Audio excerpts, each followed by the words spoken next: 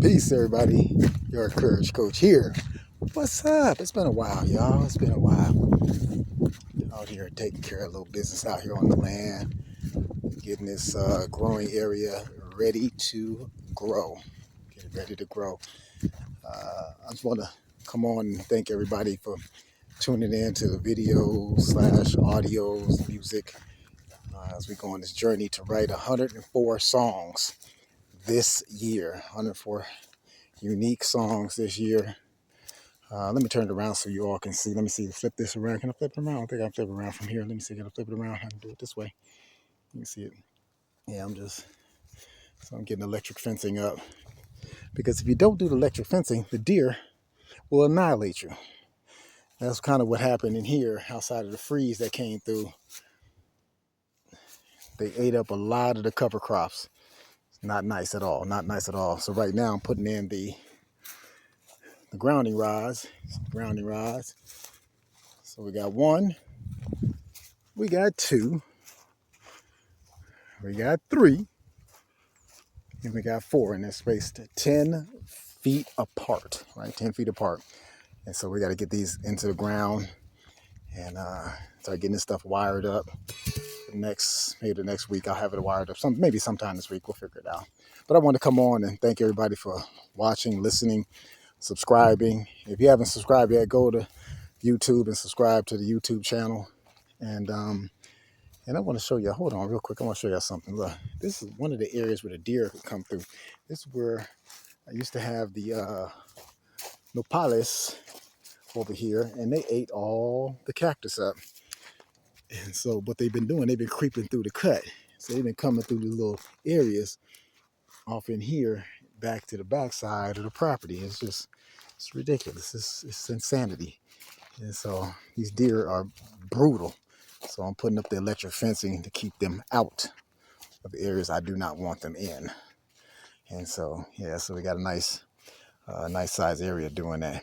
So yeah, those of you that have been watching and those of you subscribing and commenting, let me know your thoughts on the different music, what you like, don't like, what you like to hear more of. I know a few people ask me why, like, Coach, why are you doing this? What's going on? I've been in music since I was 13, 14 years old.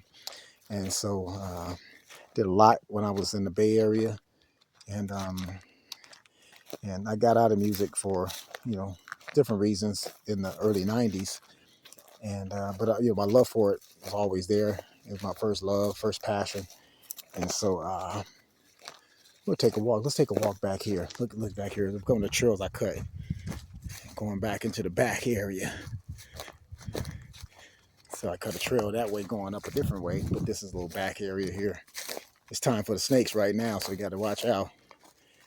But so I decided to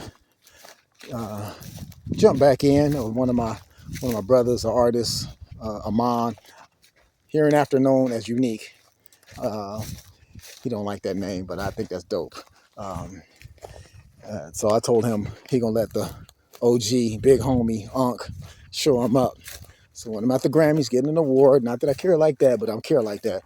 And so when I'm at the Grammys getting an award, then he can be at home watching it on TV, just out of spite that I'm just gonna do this big just to show him up. Because I don't think he's moving fast enough. But I digress. But I decided to jump back in and do what I love. And there's a message to those of you who've been hesitant to do things that you've been passionate about, things that you enjoy and love.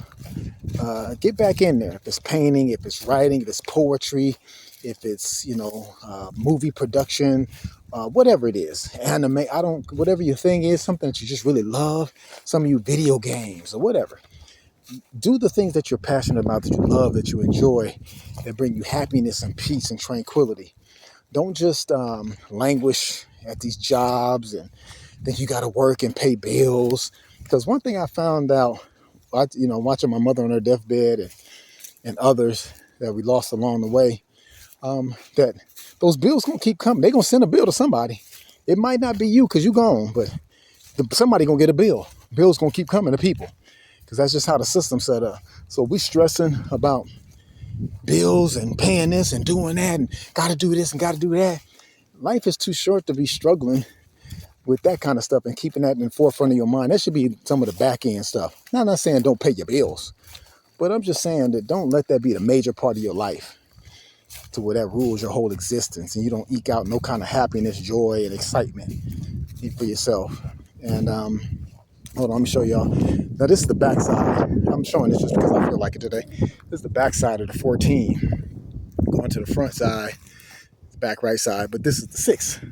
So all the way out there to that pole down, y'all see that pole down there? That's the right or the left edge of the 6 acres. So we'll walk this way a little bit. So this is the back 6 of the 20. And so I'm just walking back here. And so we got this path cut, clear the line up, the property line. And so I got to I'm going to get the rest of this, clear it out just because, create a little pasture area, get the fencing in, and just do some things. Need to put another couple houses or something back here. That's what we need to do. But that's just things to do. Always got things to get done, which is a beautiful thing. You always got something to do. You always got something to do. The worst thing in the world is having nothing to do. And your body says, well, if we ain't got nothing to do, we might as well go. So that's why you never really retire. You just switch up what you do. And so look at all this beauty. I just want to do this. This is your back 6 acres, y'all. Anybody want to come out here and kick it? I'll let your boy. Want to come out here and get some peace and tranquility? Listen to this. Listen. Don't you love all that chaos and dysfunction just screaming at you? It's just so noisy out here. But it's a beautiful thing. And so, but do things that you really enjoy, that you're passionate about. And so for me, it was always writing, producing, arranging, recording music. That's something I always loved, enjoyed. I'm very good at it. I'm just going to say toot my own horn, but I'm very good at it. And I always respected my ability to just kind of pull ideas from out the ether and synthesize it and make it something that people would enjoy. So, if it's a concept, idea, something, you say, man, Coach, Sai, do this, do something like this, or, weave a story about this and see if we can turn that into a song. Let's have some fun with it. All right, as we go to this journey of at least 104 songs written this year. And so where are we at? I think we're up to, maybe 20 or so right now. 20, 25 songs right now. So we still got a little ways to go. All right. But I got a few in that I'm working on now. And those of you who've been on this journey with me so far, make sure you tap in and listen to the tracks already on the YouTube channel. Play the short, share the stuff. Man, share it. If it means something that resonates with you, share it. Somebody else that's in your, list of influence may find some value in it beyond what you find. Share that. We're gonna walk all the way out here. Let's walk all the way up here, y'all. Let's walk. We're walking to the pole just because we can do that. And I ain't trying to roll up on nothing. No, nothing too complex out here. I mean, we ready for action, but I'm just saying, I don't have my boots on or nothing like that. I'm just kind of freestyling right now with it. But yeah, so the real message and reason for me doing this message is to inspire and encourage you to do things that you enjoy. As long as you're not in the business of hurting anybody else, even yourself, you don't even hurt yourself, but if it's not hurting anybody else, do things that bring you passion and joy and excitement, peace and love and all that stuff. And don't feel like you have to be so indebted to other people and what they want and, what they need and how they want you to blah, blah, blah. And you end up losing your own soul. So you hear that saying that what profits a person, they gain the whole world and lose their own soul. Same thing. Like what do you get from that? You serve so many other people, feel indebted to so many other people and things that you forget about you. And then what? At the end of your story, what do you say? What do you say if you even have the blessing to be able to be on your deathbed and know you about to die. What do you say then? I wish I should have went ahead and you don't want that story. I promise you don't want that story. I watched my mother who had not got a chance to travel around. I've been all over the place, right? I traveled for a living and seen so many places and things and met so many people and done so much in my life, businesses and just a lot of great stuff, right? I've always done the things I wanted to do. And so to see my mother on her deathbed after serving so many people for so long, I'm going to turn this around so y'all can see. Now this is the front side. So remember, that's the pole we looked at. And then that's looking back to where we started off at. This is the back. I call it the back six. This is the road right here. Let me just give y'all some of this road action here. They just came through and did some grading on it after the rains and stuff. But look how peaceful that is. It's so peaceful, just so tranquil and peaceful. So this the back six. So you see that back six, and just I gotta come tighten this up right here. While it's dead right now, I gotta come tighten that up. And so when y'all see I'm riding my motorcycle stuff, I'm coming down some of these roads, just kind of out here riding through it all. But yeah, to see that, and I've done all these things, great things, met all these great people, and been all these places, and to see her after serving all these different people for so long, literally her entire life serving other people, whether it be her siblings and other people's kids and, you know, relatives, this and all this stuff, and looking out for this one and that one. But she never got a chance to, she never took the chance to look out for herself and do things that she wanted to do, surely for the sole pleasure of it. Like, you know what? I'm gonna get my selfishness and I'm gonna do this because I want to do this. Go here because I want to go there. Travel here because I've never been there. I mean, that for me, that was heartbreaking. Now, yeah, she lived the life she chose to live, but I'm like, that was a lesson for me. Like, yeah, I'm good with that one. You know, I'm glad you did that, but that ain't how I'm rolling. I'm not going to sacrifice my own self to that level to where I deny myself to the point that I live a life that's unfulfilled and unhappy so other people can maybe be happy, because you don't have that kind of control to make sure other people are happy and well and enjoying their life and thriving and, you know, excited and all that stuff. You don't have that kind of control. So why would you, you know, think that you could make anybody anything? So I figured, well, since people are going to choose how they want to experience life one way or the other, no matter what I do or don't do, I better make sure that in my serving others, that I also serve myself. There's a saying, you say you can't pour from an empty cup. So if I'm going to give you some, I got to make sure I have some to give. That's the point. Have something to give. So I encourage you, I want to inspire you to take action in your life on those things. See, watch, I'm going to show y'all something. You see something like this, like, you know, that's how they track. You see that? Like, out of all that's going on, watch. You see this little trail right there. And it goes all along back over in there. They walk all through stuff. Yeah, the deer's coming through. Deer coming through. They be everywhere out here too, man. Oof. They are relentless. And so, so I wanted to make sure I come on and just, you know, talk about that and encourage and inspire you all, hopefully to do some things that you enjoy, that you find that brings you peace and happiness. And so that's what, but to me, that's what the music has always been. It's been my happy place, my safe place, my go-to space of creativity and you know, expression. And I hope that you all are finding value in some of the things I've been putting together.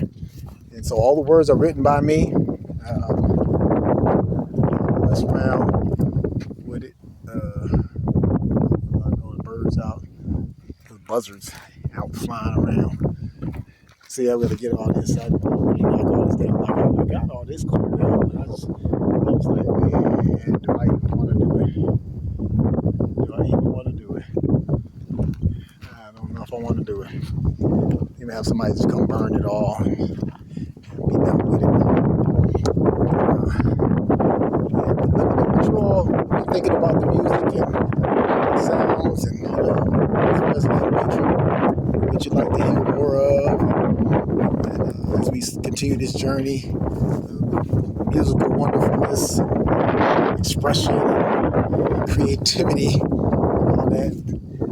And I'll tell you want to come out, y'all come out here and get some of this peace and tranquility. I'm telling you, it opens you up. It opens your whole little third eye. And I'm telling, oh my goodness. And like he's smiling, you better believe it, man.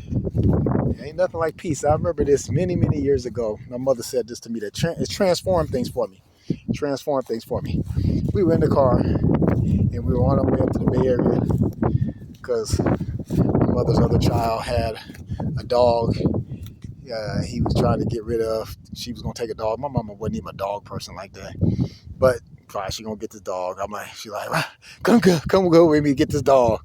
I'm like, okay, Mom, like a dog? Mom, dog? You ain't. I know you don't like cats, but dog? Stop. And so anyway, Mama going to get a dog. And it was a dog, a little dog too, a little tiny dog. And so, all right, cool. So we in the car, and she said this. She said, son, I never got in your business. And, blah, blah, blah. Relationships and all that stuff. I never try to interject myself and get all in the middle of that stuff because you're my son, and that's just what it is. I'm like, yes, ma'am.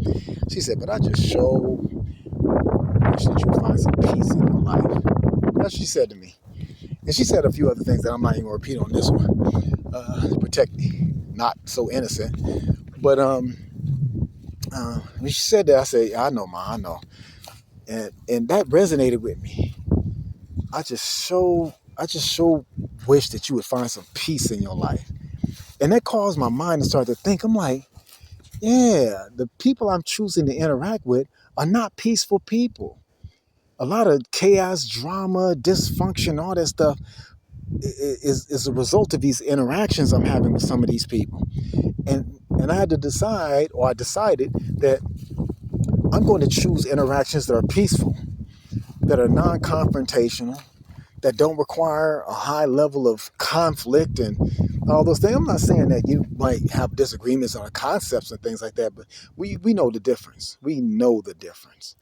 And so I decided, you know what, I'm going to intentionally start looking for those areas where there's an anomaly inside of me to where I'm choosing dysfunctional relationships with people and recognizing anomalies in others that will turn into most likely a dysfunctional situation with others, and intentionally disconnecting from those things that I know are not conducive to my peace, happiness, and tranquility, and then making sure I don't get involved in situations that are not conducive to my peace, happiness, and tranquility.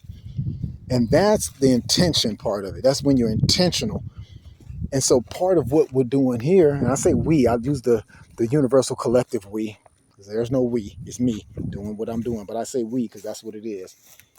And we adorn the lower heaven with stars, right? The universal we. And that's why we decided to do what we're doing here. A place of peace and tranquility where you can think, where you can stop for a moment and just listen.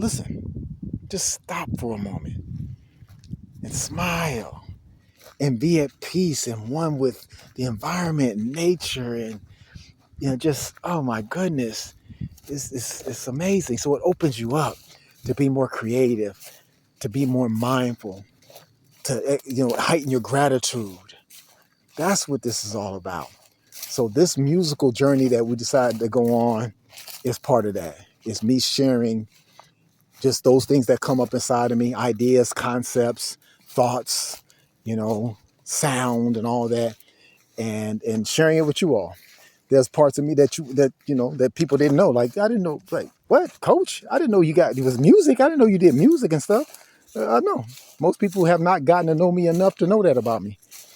Most people never taken the opportunity to even care because their life is all about them. And it's okay. I'm not saying that's a bad thing. But people who've claimed to be my friend or, I messes with him, that's my guy. Not really, because you never take an opportunity to even try to find out anything about my life, to know who, what, anything. And that still is fine. But I'm saying that to say this, that if you really, really, really want to open yourself up take a moment to get outside of yourself just a little bit and become insanely interested in the people around you that you say you care about. Find out about their fears, their dreams, their aspirations, their desires, and ask them this question. It's like, if money didn't matter and you could do anything in the world and all your bills and responsibilities be taken care of, what would it be that you'd be doing? What would be the thing? Like, just honestly, let them get that out. Say, no, just no fear, no apprehension. There's going to be no problems. If you could do anything in the world that would bring you happiness, joy, and peace and all that stuff, and money was not going to be the issue, what would it be that you'd be doing? And I encourage you that you might not be able to do it at a high level, do it all the time, but start. If it's drawing, get a little sketch pad. Go to the store and get a little sketch pad and pen, pencils, ink, however you want to do it. And just start just doodling every now and then, sketching every chance you get. I'm going to do a sketch a week of whatever. It could be random stuff. It doesn't matter. I used to just draw eyeballs. That was my thing, right? You say, oh, great, coach, you can draw too? Oh, stop. You don't know me. That's the problem. You don't know me like that. So I used to draw eyeballs. And now, like, sometimes I'll just I'll just draw lips. Or I'll draw eyeballs and eyebrows. Or, I'm going to work on eyelashes or something like that. Just noses. Sometimes I'll just have a whole page of noses. Just let me do some noses and cheeks. Why? Just expression. That's all. Just getting within out. That's all. So whatever it is, just start doing something that's in alignment with that thing. And I promise you, you're going to start seeing yourself open up more and more. Your heart will grow bigger. You start experiencing more happiness. And you're going to find a joy start coming up inside of you that's going to kind of kindle that youthful part of you that they tamped down, that they took away, that they stole from you, that told you need to start getting serious about your life. Stop all that playing. They ain't gonna make no money. Whatever the people said to you when they stole your dream. And you're gonna start to get rekindled. And I'm telling you, it can open you up to a whole new reality. A whole new reality. I'm not saying be a starving artist, but shoot, as long as it's bringing you happiness and joy, you can't be a starving artist. That means you're still alive. So you ain't, it's different than a deceased artist. The starving artist means you're still in here. I'd rather be a starving artist than somebody who's fat and unhappy. That seems weird, right? You fat and miserable. Full and miserable. Wouldn't that be cool? I'm so full and miserable. Full and unfulfilled. No good. So I want to encourage you all to take this journey with me through music and sound, writing, expression. And I want your feedback. I don't need it, but I want it. I want your feedback. Those of you that have been watching for years, those of you that have enjoyed some of the Bashir House publishing books, whether it be the study guides, whether it be Brother Nuri's books and writings, whether it be Brother Rasul, may Allah be pleased with him, whether it be Sister Betty's books, whether it be Sister Fudia's book, whether it be anything, it doesn't matter, whether it be any of these works that, we blessed to put our hands on over the years. If you've been impacted positively by any of that, I want to hear from you. I want to know how these things impact you and what this music means to you, if it means anything at all. I want to hear from you. I think I deserve to hear from you. So you know what, Coach? You've been sowing seeds, whether it's Black Wealth Empowerment, I remember y'all was doing Lions Out the Cage. Man, will y'all bring Lions Out the Cage back? I was thinking, let me say this. I was thinking today, and shout out to the Lions Out the Cage. The original core members, Sister Fatima, Keela Muhammad, and Brother Philip A. Muhammad, Martin F. Muhammad, and then all the satellite brothers and sisters that were with us, Sister Colleen and crew, and just we had a lot of good quality folk. And I was thinking today, you all, that all the people that are doing blogs and broadcasts and stuff today, when we were doing that, I don't know if some of y'all remember, some of y'all was hating. Some of y'all was some supreme haters. Wow. Supreme haters. Y'all was like enemies haters. That was funny. That was a moment. But some of y'all was like, them brothers need to be slaughtered. They were the enemies of the nation and all the weirdo stuff that people were saying. And who gave y'all permission to talk? That was the thing right there. So now a lot of y'all got blogs and broadcasts, doing talks, and I got a show now. And still, it's all praise due to Allah. I get it. Because somebody got to pay the price. Somebody had to pay the price. Somebody had to take the slings and the arrows. Somebody had to take the ridicule, the slander, the death threats, all that. Somebody had to take that. Lions out the cage over here. Come on. All the keyboard killers and World Wide Web warriors. All right. We'll be in your hood before you be in ours. Guarantee that. We'll meet you on the battlefield. You can best believe that. So we paid a price to do that. So other people now can be on there and got flyers. I was doing all the flyers. Lions out the cage. We had some people that was haters that turned to allies. That's cool too. We probably created a few enemies with the representation, but it is what it is. Right? So my point is this. Always be grateful. Tip your hat to those who paid the price before us. There were people who did books long before me and Sister Tracy were doing books.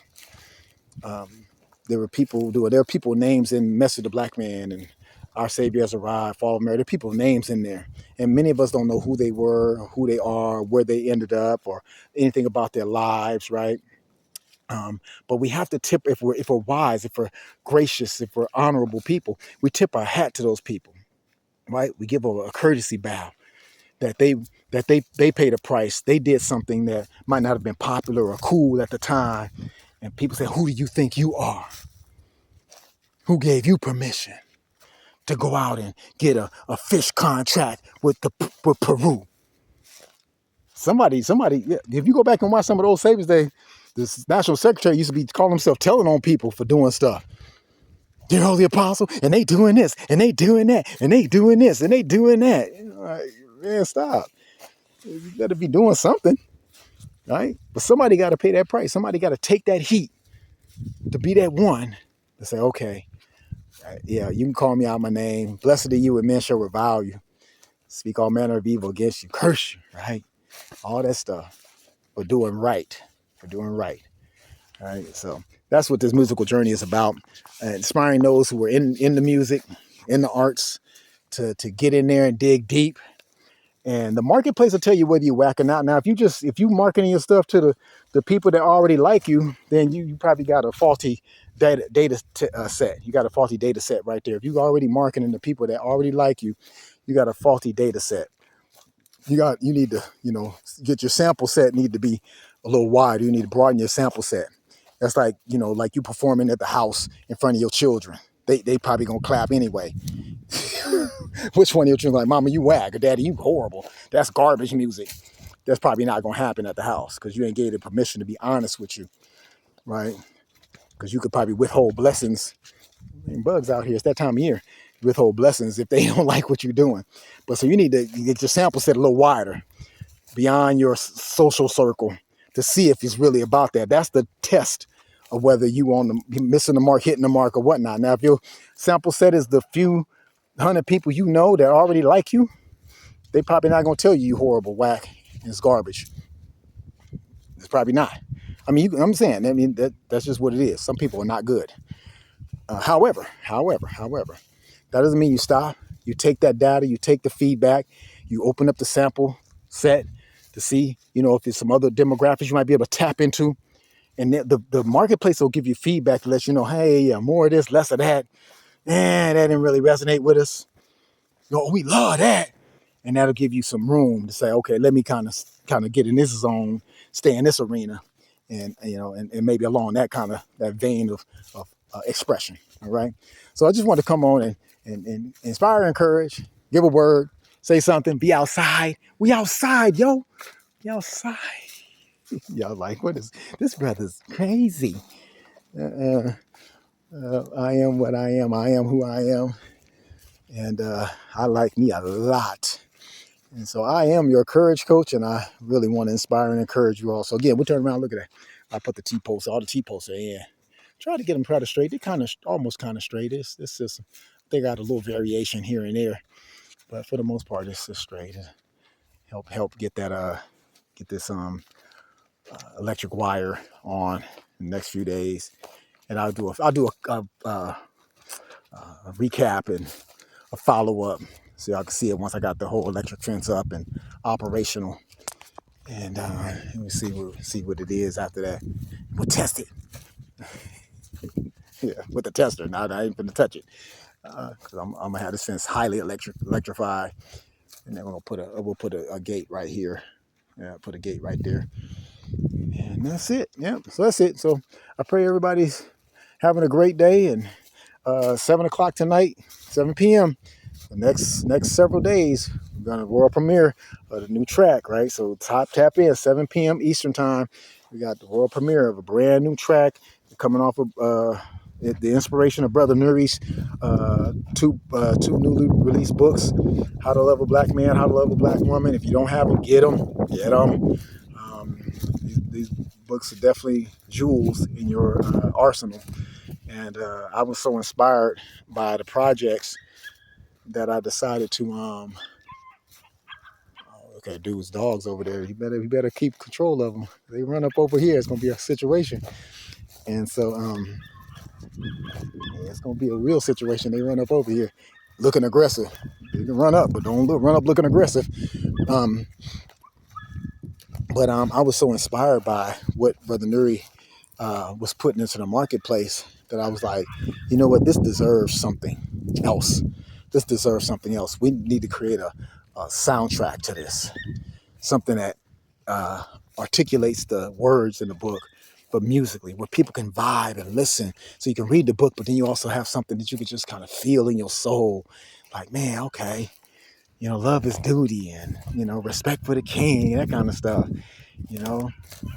this is a lot, just great wisdom in the words, and all the words and lyrics are based on what he put in the books.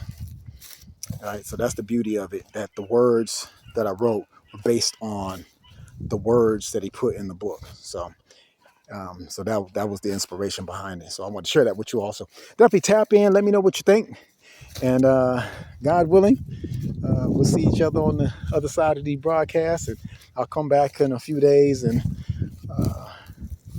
we'll follow up and see what kind of feedback we're getting on some of the songs, and any feedback I get on what you all might want to hear more of, or if you got an idea for a song, just let me know. Say, man, can you write one for me and my girl, or me and my guy, come on, coach, get us one.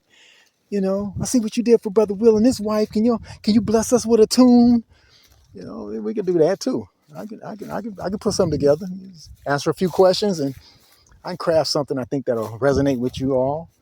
Or you might have something you want to, you might just gonna be our engagement song. Man, write us an engagement song. I'm like, all right, let's get it. A wedding anthem.